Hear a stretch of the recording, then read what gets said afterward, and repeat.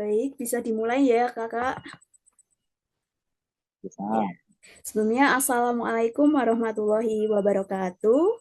Perkenalkan, nama saya Erna Kristiani, peserta KMD dari PPG Prajabatan FKIP UNS, gelombang 1 tahun 2024.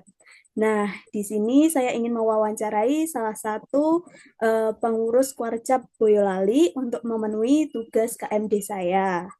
Nah, sudah hadir nih salah satu pengurus di Kuarca Boyolali yang akan berbincang-bincang seputar kepramukaan. Sebelum masuk pada materi kita hari ini, bolehkah dikenalkan terlebih dahulu ya Kak, dengan kakak siapa? Monggo waktu dan tempat dipersilahkan. Baik, terima kasih karena memperkenalkan diri. Saya Aryoto Jogiarto, Sekretaris Dua Partai Boyolali. Ya, Mungkin hari ini bisa uh, menjawab apa yang ingin ditanyakan karena terkait persiapan untuk KMP. baik. Langsung saja ya Kak masuk pada materi pada sore hari ini. Nah, ini ada Boleh? beberapa materi nih. Nah, yang pertama itu mengenai ragam pertemuan antara siaga, penggalang, dan juga penegak. Nah, di sini apa sih perbedaan utama dalam bentuk dan tujuan pertemuan dari siaga, penggalang, dan juga penegak? Eh, itu Kak bisa dijawab? Baik. Terkait dengan ragam pertemuan anggota pramuka dari Jaga Penggalang Penegak Pandega, jadi kegiatan adik-adik anggota muda itu disesuaikan dengan karakteristik karakteristik dan usia peserta didik. Nah, jadi antara siaga, penggalang, penegak pandega, karena sudah tahu masing-masing usianya berapa, kategorinya. Nah, kegiatan pramuka disesuaikan dengan kebutuhannya. Jadi kalau contoh ini, misalnya kalau dari siaga, itu lebih ke arah banyak bermainnya. Itu pendidikannya dikemas dalam suatu permainan. Kemudian ada penggalang, itu mulai diajarkan untuk lebih memberikan tantangan Hmm. melalui kegiatan-kegiatan coding skill yang banyak. Nah, untuk adik-adik penegak itu mulai diajak mulai berdinamika, bermusyawarah. Nah, jadi adik-adik penegak dituntut untuk bisa menentukan arahnya sendiri, tapi tetap dalam pengawasan pembina. Kakak pembina Dengan untuk adik-adik pandega itu sudah mulai berkontribusi langsung kepada masyarakat.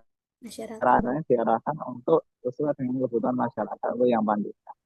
Tetapi semua bentuk kegiatan itu, baik jaga penggalang pandega, itu tujuannya cuma satu kan, membentuk karakter. Membentuk karakter Jadi peserta kegiatan di didik dalam gitu ya. pendidikan kepramukaan, ya, jadi semua kegiatan kepramukaan itu tujuannya cuma satu, membentuk karakter generasi muda.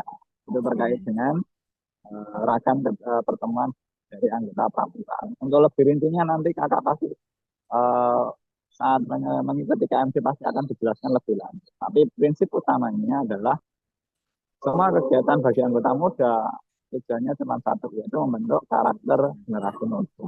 wah, menarik sekali ya, Kak. Jadi untuk perbedaan antara siaga, penggalang, dan juga penegak itu tujuannya sama, yaitu untuk membentuk karakter peserta didik, begitu nggih. Iya, Nah, betul. kita lanjut ya, Iya. Kak. Pertanyaan yang selanjutnya, itu bagaimana sih kalau Kakak menyesuaikan kegiatan? Tadi kan dikatakan berbeda-beda, tergantung golongannya. Nah, ini gimana menyesuaikan kegiatan atau materi pertemuan agar sesuai dengan usia dan perkembangan peserta didik di setiap jenjangnya? Nah, terkait dengan apa yang perlu kita sampaikan kepada peserta didik, karena sebenarnya kita sudah mempunyai kitab terkait dengan itu yang Ya. disebut dengan SKU dan SKK dan SPP, cara pramuka Garuda. Sehingga setiap kita melaksanakan kegiatan tidak usah bikin hal yang muluk-muluk, tidak usah bikin hal yang rumit, ribet. Cukup kita berpedoman pada SKU, SKK, dan SPP. Karena di dalam SKU, SKK, dan SPP itu sudah memuat semua hal yang dibutuhkan oleh peserta didik. SKU siaga, khusus untuk pramuka siaga, itu sudah memuat di dalamnya apa yang dibutuhkan oleh anggota pramuka siaga. Demikian juga dengan penggalang, penegak, dan pandega. Jadi, ngapain kita pusing-pusing mikir kegiatan, toh kita sudah punya kitabnya. Jadi ya, Iya. sebisa mungkin saat kita menyusun kegiatan, menyusun program, menyusun materi, ya kita berpedoman pada SKU, SKK, dan SPP. Gitu. Baik. Lanjut ya Kak. Nah, tadi kan intinya berpedoman pada SKU dan juga SKK untuk setiap kegiatan yang dibutuhkan untuk siaga, penggalang, dan juga penegak. Lalu Kak, nah kalau untuk mengatur durasi atau frekuensi pertemuan untuk masing-masing jenjang agar tetap menarik dan tidak membosankan bagi peserta didik itu bagaimana ya? Nah, terkait dengan alokasi waktu Kak Erna, untuk itu pasti akan berhubungan dengan yang namanya program kerja. Nah, baik program kerja tahunan, semesteran, bulanan, ataupun mingguan. Nah, perlu disepakati dulu antar pembina. Karena saya yakin mungkin di bagi yang mengajar atau membina di satuan pendidikan sekolah dasar, berbeda dengan yang di satuan menengah pertama ataupun SLTA yang di penegak. Pada prinsipnya terkait dengan durasi itu sebenarnya menyesuaikan dengan program kerja. Nah, bisa Menyesuaikan. ada yang dilaksanakan dalam satu kali latihan itu dalam durasi waktu 2 kali 60 menit, 120 menit. Ada juga yang pertemuannya cuma dilakukan selama 60 menit. Bahkan ada juga yang metode-metode pendidikannya itu dikolaborasi dengan mata pelajaran yang diterima oleh peserta didik di pelajaran formal atau pendidikan formal. Sehingga itu perlu disepakati dulu sesuai dengan targetnya seperti apa sih gugus depan itu untuk memenuhi capaian SKU dan SKK-nya peserta didik. Misalnya saja satu sekolahan mempunyai target atau satu gugus depan mempunyai target kurang lebih 6 bulan harus sudah menyelesaikan satu tingkat SKU. Dari misalnya ada sekitar ya 20-an, 23 poin butir SKU, yaitu harus selesai dalam 6 bulan. Maka gugus depan harus bisa menyusun program bagaimana caranya bisa menyelesaikan kesemuanya itu dalam waktu 6 bulan. Karena tidak semua materi SKU itu ditempuh dalam setiap pertemuan latihan pramuka. Contoh saja, misalnya ada poin materi SKU tentang agama. Agama itu apakah harus pembina pramukanya langsung? Tidak. Bisa berkolaborasi dengan guru pendidikan agama Islam. Sehingga di dalam latihan pertemuan rutin anggota pramukanya tidak perlu memberikan materi tentang agama. Sehingga tinggal mengujinya saja. Dan mengujinya pun juga pembina bisa meminta tolong kepada guru yang bersangkutan. Sehingga harapannya sih, kalau menurut saya pribadi, di latihan pertemuan rutin pramuka itu lebih banyak ke kegiatan praktek di masalah scouting skill dan keterampilan peserta didik.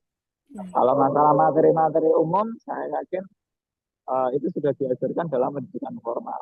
Seperti yang saya sampaikan tadi, ada materi agama, ada materi cara menggunakan bahasa Indonesia, ada materi tentang berpakaian yang rapi. Tinggal kita implementasinya saja di setiap kegiatan pertemuan itu. Jadi begitu. Jadi terkait dengan durasinya, pastikan dulu program kerjanya sudah tersusun sehingga gugus depan mempunyai target yang harus dicapai terkait dengan pencapaian kurikulumnya peserta didik, SKWSKK dan SPG-nya tadi. Sehingga pembina bisa menyesuaikan sesuai dengan apa yang dibutuhkan peserta didik.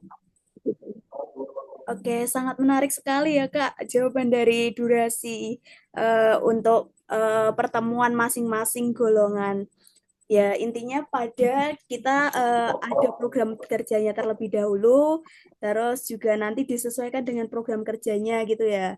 Tapi sebelum itu juga kita sepakati terlebih dahulu antar pembina, begitu ya Kak.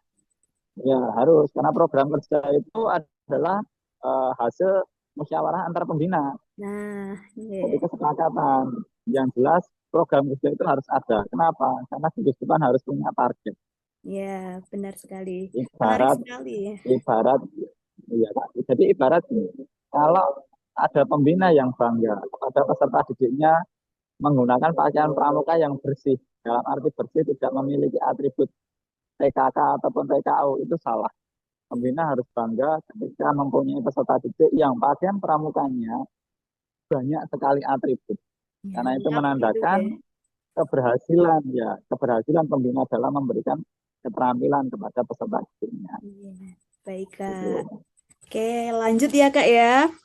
Nah, pada Boleh. pertanyaan selanjutnya itu, sejauh mana sih pertemuan-pertemuan tersebut tadi mencakup nilai-nilai kepemimpinan dan pengembangan diri yang penting untuk setiap jenjang pramuka, yang tentunya tujuannya tadi untuk membentuk karakter peserta didik.